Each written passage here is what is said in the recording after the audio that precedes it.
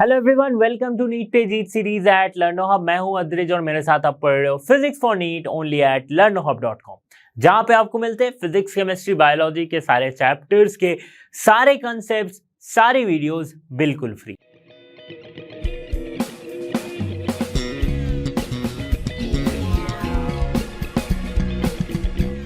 सो NEET के इस series में, इस वीडियो में हम कवर करने वाले प्रीवियस ईयर में पूछे गए कुछ questions from the chapter thermodynamics. वैसे तो इस चैप्टर के क्वेश्चंस जो है काफी इजी पूछे जाते हैं और साथ ही साथ बहुत ही कम सवाल पूछे जाते हैं नीट के एग्जाम में।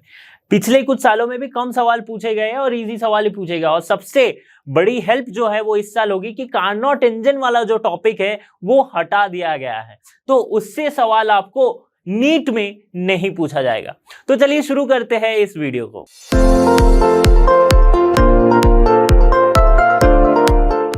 क्वेश्चन नंबर 1 पूछा गया है नीट के 23 में। क्या कह रहा है क्वेश्चन, एक बार समझते हैं। क्वेश्चन ये कह रहा है कि a cyclic process is shown in the figure. इस फिगर में ये पीवी डायग्राम है, इसमें एक साइक्लिक प्रोसेस बताया गया है। Work done during the isobaric expansion will be. बहुत सारा कंफ्यूजन हो जाता है वर्क डन को निकालने में है अगर स्पेसिफिकली पूछ दिया जाए आइसोबैरिक एक्सपेंशन में कितना वर्क डन हुआ है। तो आइसोबैरिक एक्सपेंशन यानी कि प्रेशर कांस्टेंट, तो वो कौन सा रीजन है जहां पे प्रेशर कांस्टेंट है और एक्सपेंशन हो रहा है? तो वो रीजन है भैया ए से बी तक।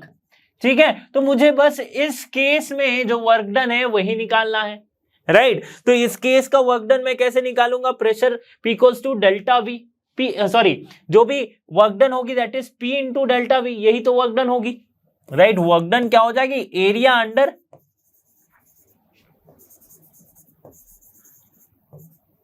ए बी, यही वर्क डन होगी। तो इसकी अंडर की area this multiplied by this, कितना आ जाएगा? देखो 2 इंटू 10 टू दी पावर 2, ये है यहां से लेके इनटू ये तो लेंथ आ गई, ब्रेथ क्या है यहां से ये, तो मतलब 3 - 1 अगर मैं करूं, ये यहां से अगर करूं तो ये 3 है, 1 2 3, यहां से करूं तो 3 - 1 करके देखो कितना आता है। 2 into 10 to the power 2 into 3 - 1 that is 2, so 4 into 10 to the power 2 यानी कि 400 joule will be the work done. देखो इतना ही सिंपल सा सवाल पूछा गया है, ऑप्शन बी हो जाएगा इसका करेक्ट आंसर।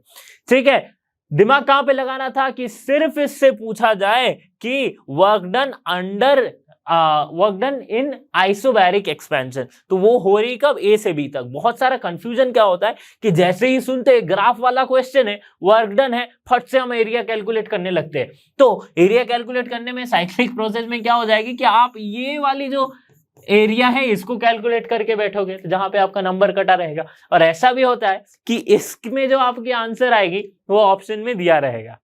ओके, तो इसी तरह से कुछ कुछ घुमाने के लिए आपको ये सब किया जाता है। ओके, नेक्स्ट क्वेश्चन की तरफ बढ़ते हैं।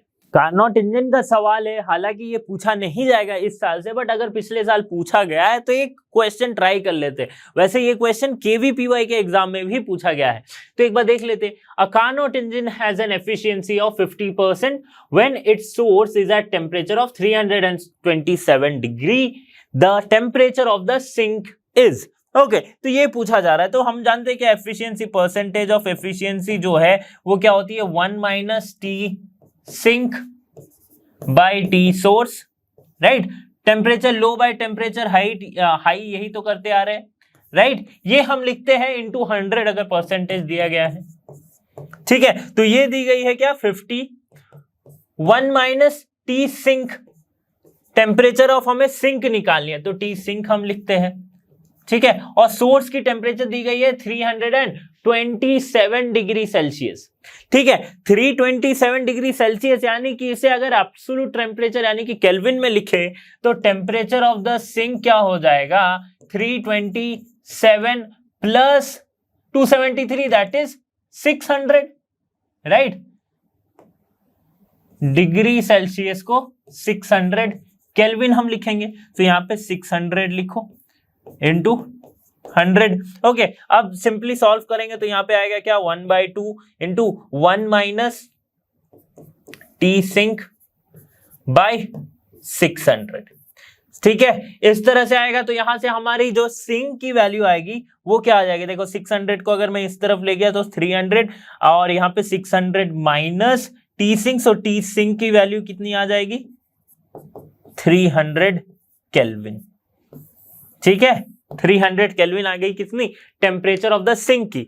अब टेम्परेचर ऑफ द सिंक जो है, तो अब टेम्परेचर सिंक को अगर मैं डिग्री सेल्सियस में लिखूं तो 273 माइनस करूंगा तो कितना मिल जाएगा, 27 डिग्री सेल्सियस। ऑप्शन कौन सा करेक्ट हो जाएगा, option 4 27 degree celsius is the correct answer. समझ में आ गई बात। क्वेश्चन नंबर 3 पूछा गया 22 के पेपर में।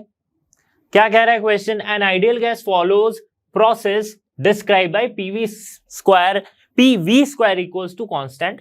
Okay, from P1 V1 T1 to P2 V2 T2 C is a constant. Then इनमें से कौन सा करेक्ट हो रहा है। देखो बहुत सिंपल सा क्वेश्चन है। क्या पूछा गया है कि PV स्क्वायर ये कांस्टेंट है आइडियल गैस के केस में। अब आइडियल गैस में हम क्या जानते हैं, PV जो होती है that is equals to nRT, यही तो गैस लॉ कहता है। So PV equals to nRT हम जानते हैं। अब सिर्फ P और P को हम कैसे लिख सकते हैं, nRT बाई V। तो यहां पे अगर मैं पुट करूं so that means nRT by V into V square equals to ये कांस्टेंट आ रहा है। So simply nRT volume V equals to constant. तो इससे मैं ये लिख सकता हूं, देखो n क्या है, number of mole that is constant, R क्या है, ideal gas constant R that is constant. So T1 V1 equals to T2 V2. T1 by V1 equals to T2 by V1। ये हो गया। तो इसमें से अगर क्या करेक्ट, कौन सा ऑप्शन देखो करेक्ट हो रहा है, ऑप्शन से मिला के देखना कि हमारे पास रिलेशन आया इतना, मतलब वॉल्यूम जो है वो इनवर्सली प्रोपोर्शनल है किसके, टेम्परेचर के, right. So if V2 is greater than V1, इसका मतलब क्या होगा, T2 will be less than T1।